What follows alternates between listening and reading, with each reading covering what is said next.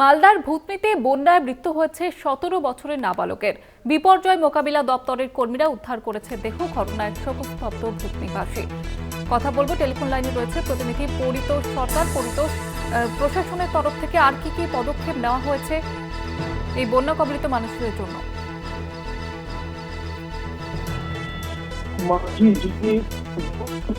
নৌকাতে কাজ করছিলেন, গত কয়েকদিন ধরে যখন ভূতনি প্লাবিত সেই নৌকায় করে যাত্রী পারাপার করছিলেন এবং বিদ্যুৎ পৃষ্ঠ হয় সেই যাত্রী পারাপার করতে গিয়ে তারপর তলিয়ে সে বিপর্যয় মোকাবিলা দেহ উদ্ধার করেছে।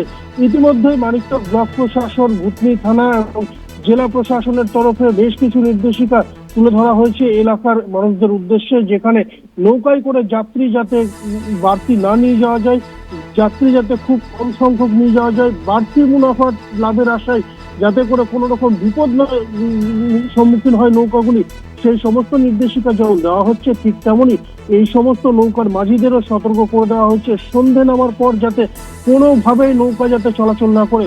তোমাকে জানিয়ে রাখবো, এই ভূতনি প্লাবিত রয়েছে, প্লাবিত এলাকার মানুষকে যাতায়াত করার জন্য যে রাস্তা তা জলের তলায় থাকায় নৌকায় একমাত্র ভরসা রয়েছে, আর সেই নৌকায় করে তারা এই মাঝিরা তাদেরকে নিয়ে যাচ্ছে বিভিন্ন জায়গায়।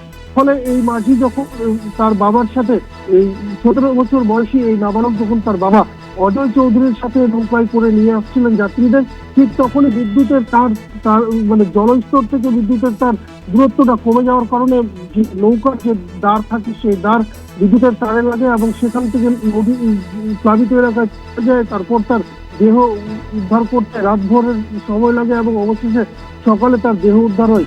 এই গোটা ঘটনার পর শোকস্তব্ধ রয়েছে প্রশাসন, রীতিমতো তৎপর রয়েছে, দেহ হেফাজতে নিয়েছে পুলিশ প্রশাসন। গোটা ঘটনার ওপর যাতে বাড়তি কোনো রকম কোনো ঘটনা না ঘটে সেদিকেও প্রশাসন তৎপর রয়েছে। জীবিতা, ধন্যবাদ জানাবো তোমাকে পরিতোষ। আমাদের সঙ্গে ছিলেন প্রতিনিধি পরিতোষ সরকার।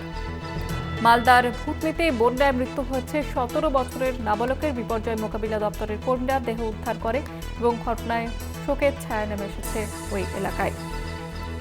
বেশ কয়েকদিন ধরে আমরা যে ছবি দেখেছিলাম বন্যা কবলিত ভূতনি, এবং ইতিমধ্যে একজনের মৃত্যুর খবর পাওয়া যাচ্ছে।